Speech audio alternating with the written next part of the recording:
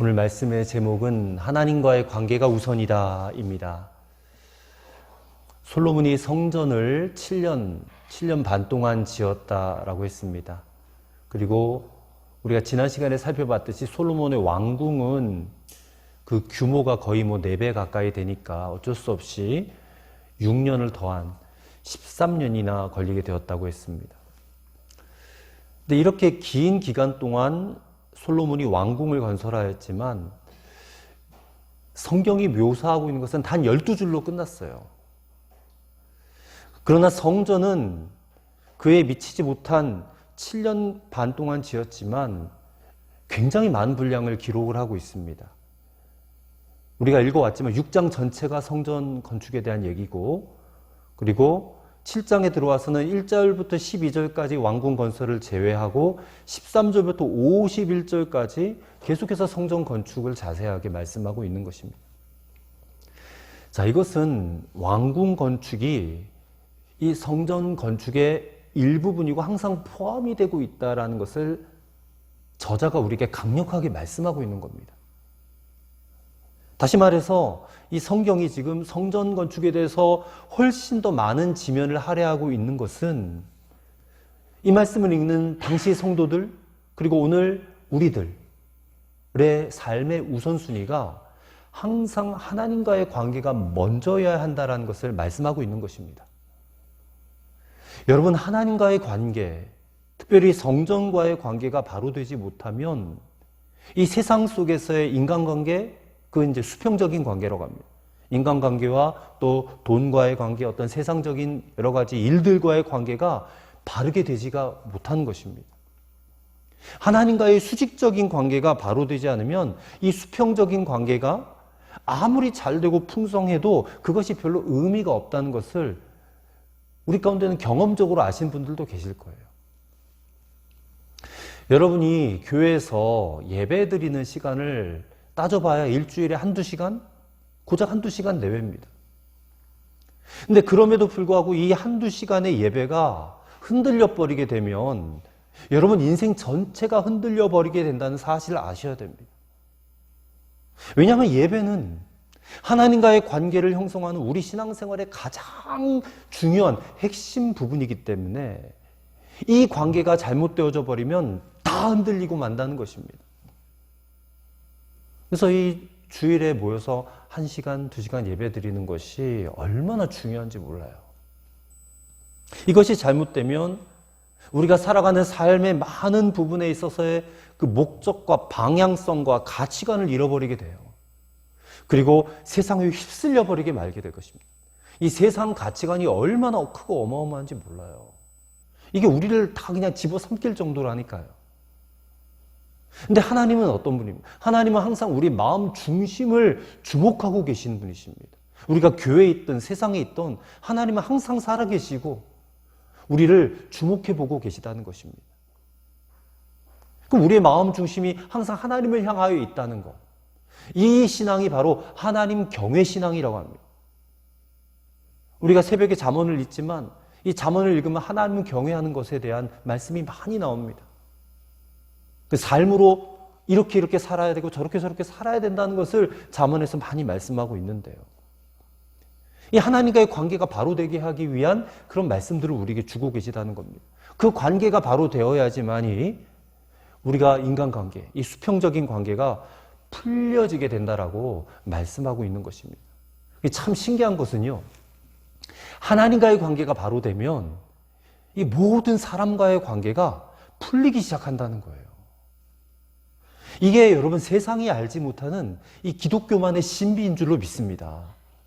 이게 하나님만이 우리에게 주실 수 있는 권세이고 능력이고, 그리고 저는 평화라고 믿어요. 우리가 성경을 읽으면서 이러한 사실들을 항상 생각할 수 있어야 됩니다. 그리고 이것이 우리가 하나님을 믿는 이유인 것이죠. 따라서 오늘 본문의 말씀은 우리가 좀 익숙하지 않은 단어들도 많이 나오고 성전 안에 여러 가지 장식을 세밀하게 설명하고 있는 부분들도 많이 나오지만 이 모든 부분들을 좀 종합해서 우리가 과연 하나님과 어떻게 관계를 맺어야 될 것인가, 그리고 그 하나님과의 관계를 어떻게 우선시하고 잘 맺을 수 있는가에 대한 말씀으로 받아들이실 수 있게 되기를 바랍니다. 세 가지로 살펴볼 거예요. 그래서 우리 마음 가운데 깊이 새기는 시간이 되실 수 있기를 바랍니다. 첫째로는 하나님께는 순결하고 진실한 신앙 고백만을 드려야 한다라는 것입니다. 지난 시간에 우리는 우리의 삶 가운데 야긴과 보아스를 세우자 그렇게 말씀을 드렸습니다. 그리고 결단도 했습니다.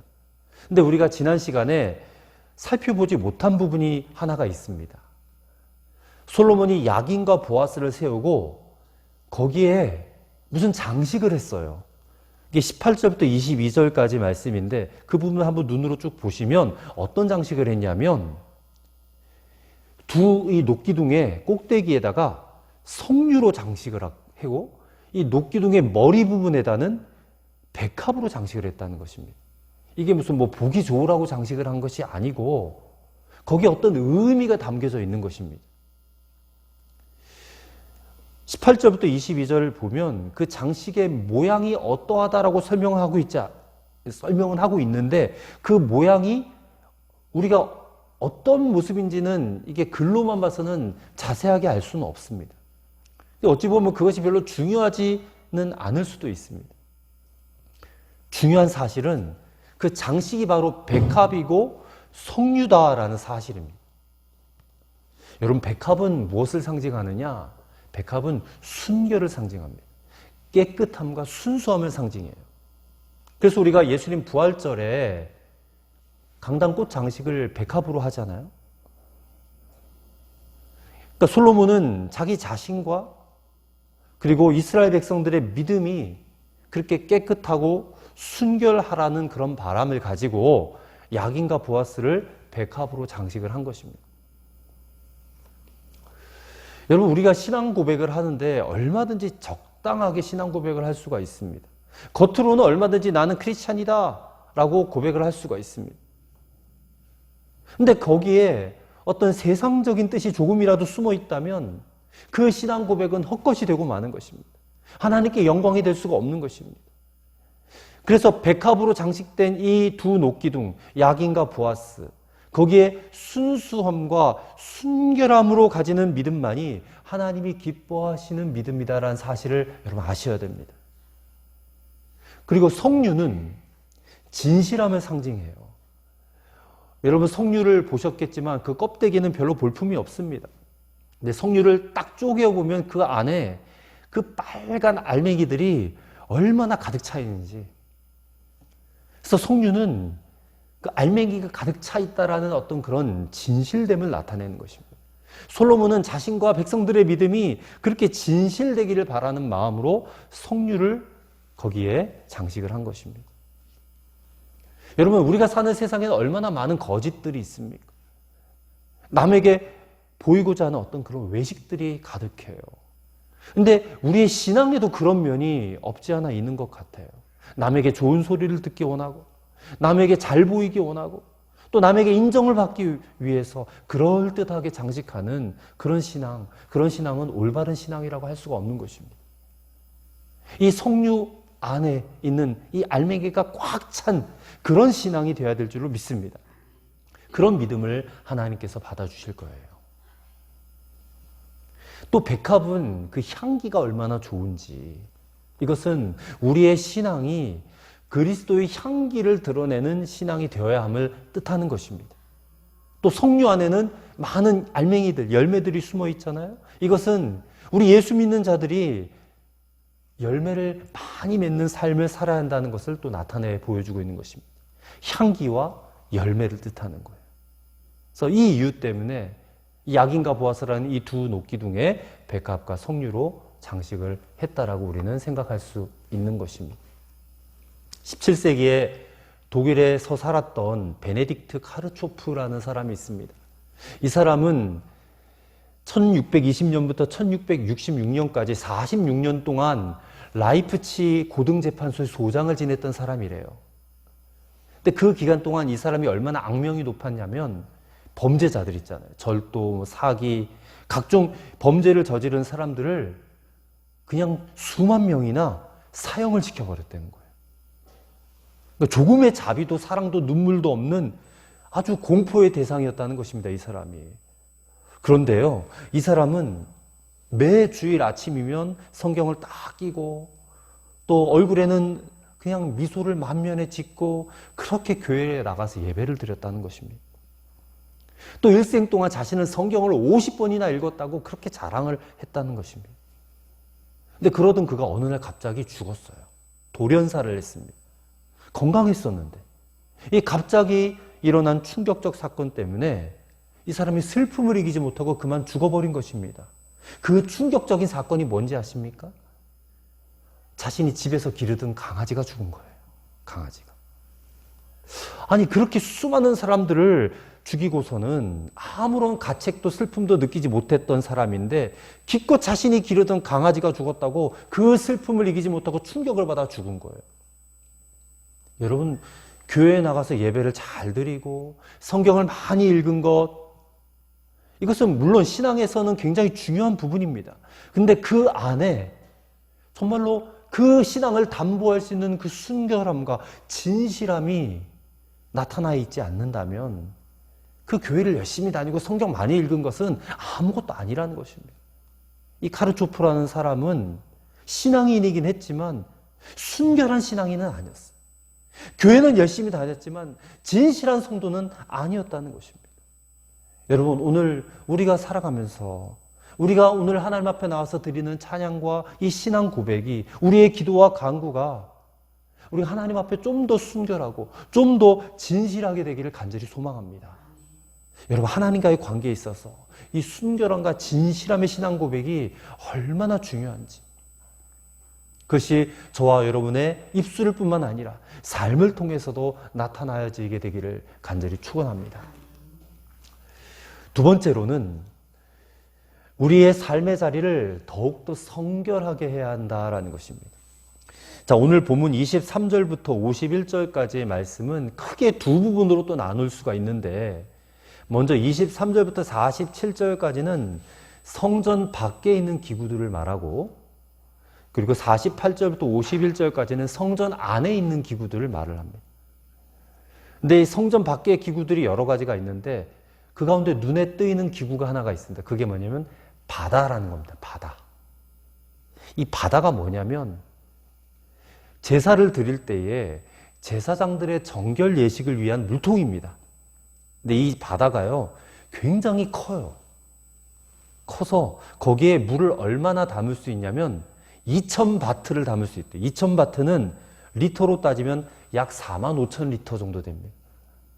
거의 작은 수영장 하나 들어갈 정도의 어마어마한, 그래서 크기가 바다 같다 해가지고 이름이 바다예요. 바다. 그리고 또 하나가 있는데 물두멍입니다. 이 물두멍은 성막에서도 있었던 건데 똑같이 물을 담는 거지만 크기가 좀 작아요. 이 물두멍에는 40바트, 한 900리터 정도 담을 수 있는, 그러니까 크기나 용량이 바다에 비해서는 좀 작아요. 그리고 이 물두멍은 번제물을 씻기 위한 것입니다. 성막에서는 이 물두멍에서 제사장들이 손과 발을 씻었는데 성전에서는 좀 이게 용도가 달라졌어요. 번제물을 씻는 것입니다. 그래서 바다나 물두멍이나 용도는 다 씻는 거예요. 제사를 집전하는 제사장이 씻고, 또 제사를 드리기 위해서 드리는 당사자가 또 씻고, 또 제물도 씻는, 그러니까 하나님 앞에 나아가기 전에 씻는 것이 가장 먼저 해야 하는 일이었다는 것입니다. 여러분, 죄인이 씻지 않고 하나님 앞에 나아가면, 씻김을 받지 않고 나아가면 그 죄로 인해서 하나님의 심판이 될 수밖에 없어요. 근데 씻고 나아가면 하나님께서 임재하시고 받아주시고 우리와 함께 하신다, 그 말입니다. 그리고요, 이 물두멍은 총 10개를 만들었는데 이동식이에요. 그래서 우리가 27절부터 37절까지의 말씀을 보면 이 물두멍을 이동하기 위해서 제작된 받침 수레에 대한 얘기를 자세하게 하고 있어요. 우리가 이 시간 그거를 다 설명해 드릴 수는 없지만 어쨌든 이게 이동식이었다는 겁니다. 물두멍이. 그리고 성전 왼편과 오른쪽에 5개씩 합 10개가 제작이 되었다라고 말씀을 하고 있습니다.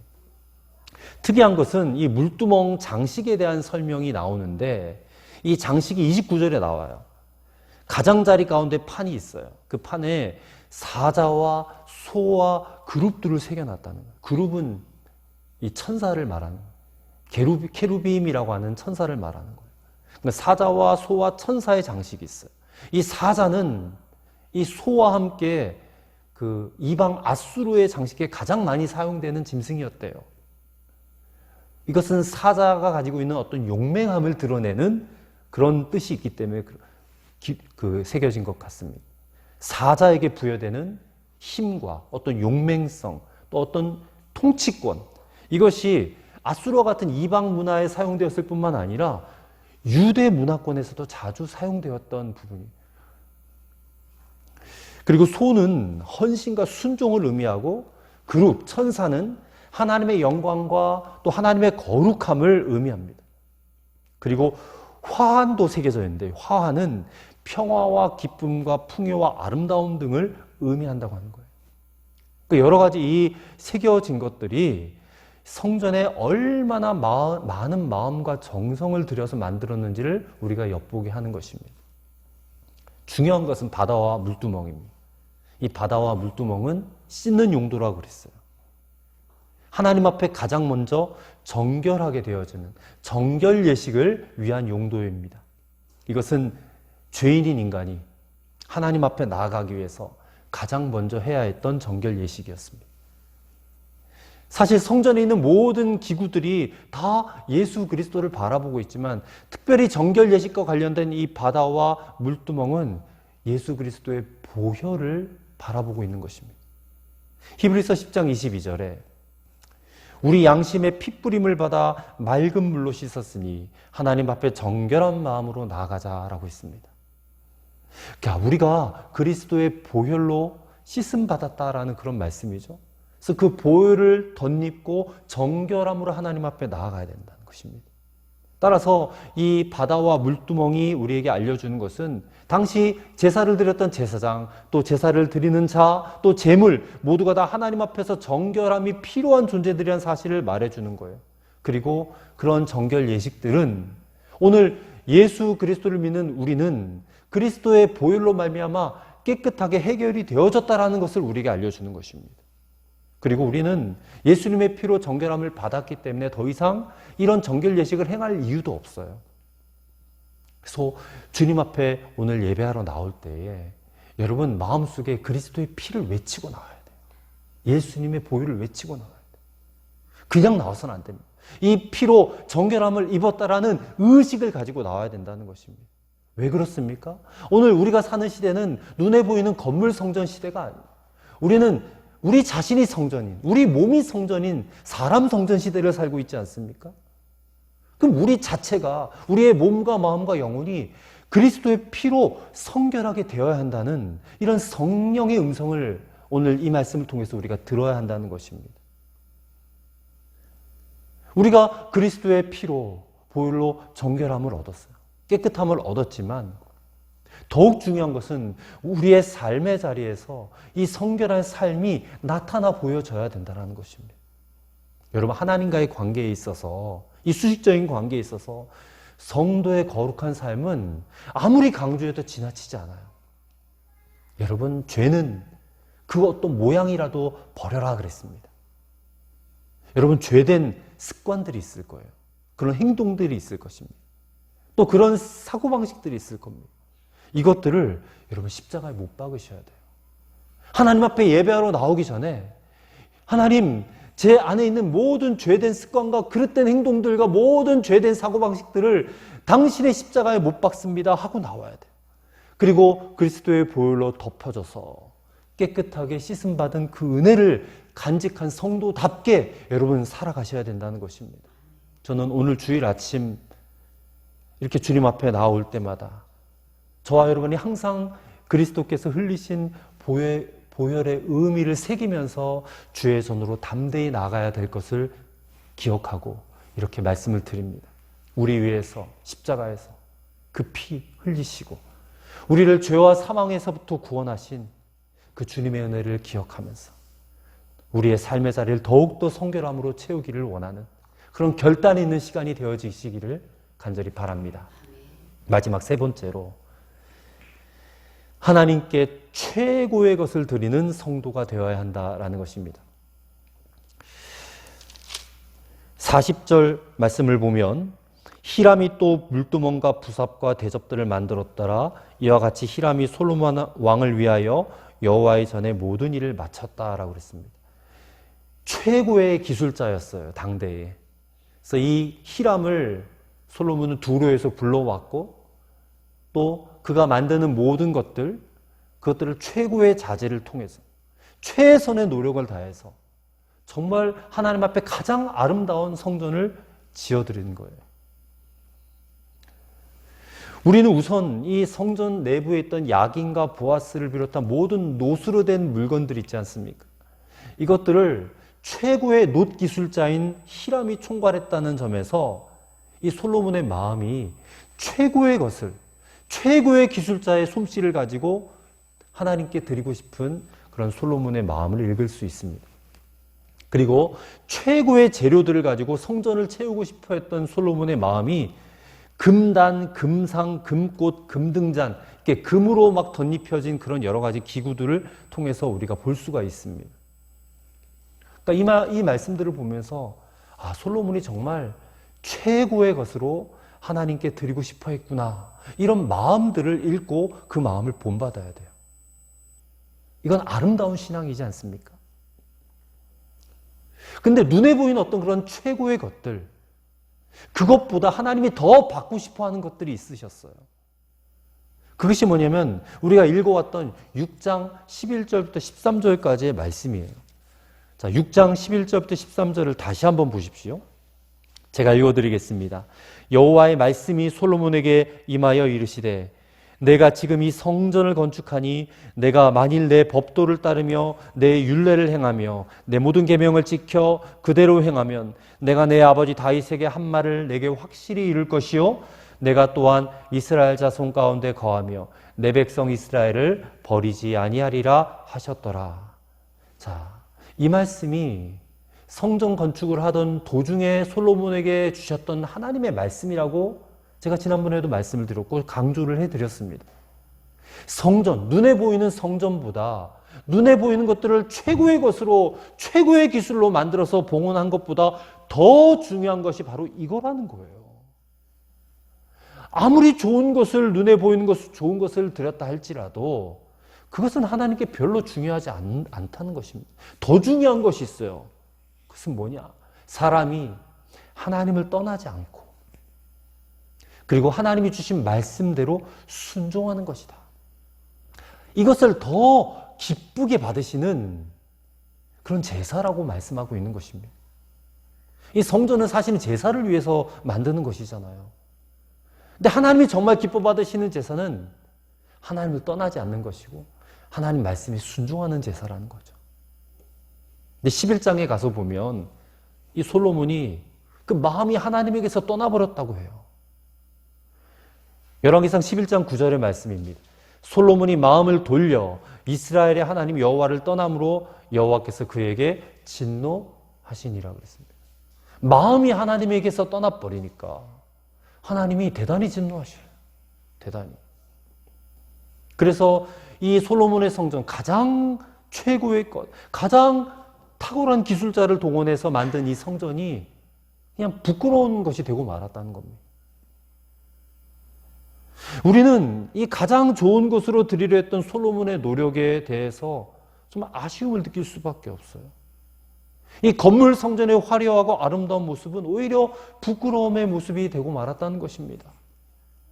그리고 오늘 본문 51절의 말씀을 한번 보세요. 51절을 보시면 솔로몬 왕이 여호와의 성전을 위하여 만드는 모든 일을 마친지라 이에 솔로몬이 그의 아버지 다윗이 드린 물건 곧 은과 금과 기구들을 가져다가 여호와의 성전 곳간에 두었더라 했습니다. 자, 이 51절의 말씀은 솔로몬이 성전을 건축할 수 있었던 것은 바로 아버지 다윗을 통한 하나님의 약속의 성취였음을 우리에게 보여주는 겁니다.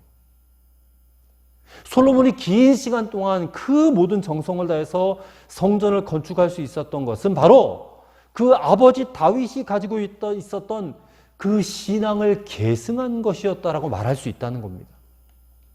우리가 알다시피 다윗의 신앙은 어떻습니까? 다윗은 정말 죽을 때까지 이 하나님의 성전을 건축하기 위한 모든 준비에 최선을 다했다는 것입니다. 그 마음 중심이 뭐였냐? 하나님을 사랑하는 것이었습니다. 다윗은 하나님을 정말 사랑했어요. 우리가 상상할 수 없는 그 이상으로 하나님을 사랑했어요. 우리는 다윗의 마음의 중심을 볼 수 있어야 됩니다. 그 중심은 언제나 하나님을 사랑하는 것이었어요. 하나님은 눈에 보이는 것들을 통해서 네가 이렇게 좋은 것들을, 많은 것들을 나를 위해서 준비했구나가 아니라, 그거를 보고 한 것이 아니라 다윗의 그 준비하는 마음을 보셨다는 거예요. 그래서 사도행전에 보면 다윗은 하나님 마음에 합한 자라고 그랬잖아요. 마음 중심이 중요해요. 그 마음을 인정하시고 그 마음을 받으신 거예요. 이게 바로 하나님 경외 신앙입니다. 이 하나님 경외 신앙을 솔로몬에게 그대로 계승되어서 이 솔로몬이 정말 죽는 날까지 변함없는 신앙이었더라면 얼마나 좋았을까? 얼마나 아름다운 모습이었을까? 근데 솔로몬이 그렇지 못했다는 겁니다. 최고의 기술과 최고의 재료와 최고의 정성을 들여서 만든 성전이지만 결국 솔로몬은 그 마음 중심이 하나님 앞에 바르지 못하고 그의 인생을 마감하고 말았다는 거예요. 이게 얼마나 안타까운 일인지 몰라요. 여러분, 우리가 지금 솔로몬의 아직 타락이나 어떤 그런 부분들을 읽지는 않았지만 결과는 다 알아요. 다 알고 이 말씀을 읽는 겁니다. 그래서 안타까운 그 마음을 우리가 이 말씀을 통해서 깨달을 수밖에 없는 거예요. 분명히 최고의 것을 드리려고 했던 솔로몬의 그 초기 신앙이죠. 그 초기 신앙은 우리가 본받아야 될 신앙의 모습이긴 해요. 왜냐하면 이 시대는 하나님을 정말로 너무나 편하게 섬기려고, 너무나 쉽게 섬기려고 하는 그런 모습들이 팽배해 있기 때문에 그래요. 여러분, 하나님이 누구신지, 하나님이 어떤 분이신지 우리가 진짜 안다면 그렇게 하나님을 함부로 우리가 섬기지 않을 겁니다. 정말 하나님께 최고의 것을 드리려고 할 거예요.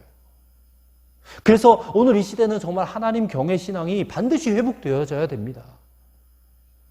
근데 그것보다 더 중요한 것은 우리 자신이, 우리의 마음 중심이 끝까지 변질되지 않고 정말 주님의 성전으로 살아갈 것인가에 대해 있다는 것입니다. 그것은 우리가 읽었던 6장 11절부터 13절 말씀처럼 그분의 말씀에 온전히 순종하고 살아가는 삶에 있다는 것이에요. 오늘 예수님을 구주와 주님으로 영접한 여러분과 저의 지금의 모습은 어떻습니까? 초기 솔로몬의 열정처럼 그렇게 뜨겁게 타올랐다가 혹시 지금은 깊은 어떤 매너리즘에 빠져 계시진 않습니까? 화려하고 아름다운 성전보다 더 중요한 것은 우리 내면 성전, 사람 성전입니다. 죽을 때까지 다윗처럼 하나님을 사랑할 수 있었던 그런 튼튼한 신앙의 기초를 저와 여러분이 좀 세워가실 수 있게 되기를 바랍니다. 정말 매일 주님과 동행하면서 최고의 것으로 하나님께 드릴 수 있는 신앙이 되시기를 바랍니다. 그 최고의 것은 바로 나 자신입니다. 말씀에 순종하는 나 자신, 믿음으로 살아가는 나 자신, 이것이 바로 하나님께 드릴 수 있는 최고의 재물이 되는 줄로 믿습니다. 이것이 바로 하나님과의 관계를 우선시하고 바르게 세우는 우리의 태도와 자세가 되어야 한다는 것입니다. 여러분, 순결하고 진실한 신앙의 고백을 하나님께 드리세요.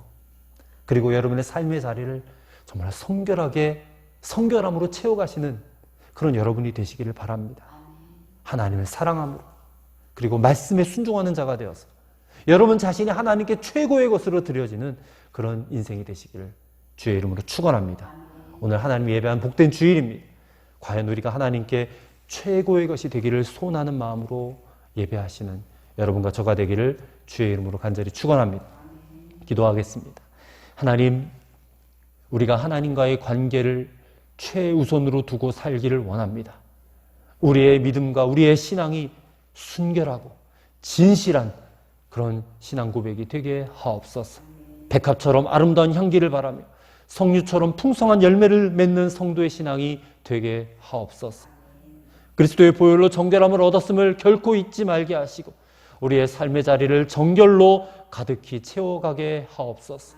무엇보다 하나님께 최고의 것을 드리기를 원합니다. 바로 나 자신이 하나님 말씀에 온전히 순종하는 나 자신이 바로 최고의 곳으로 드려지는 제물이 되게 하옵소서.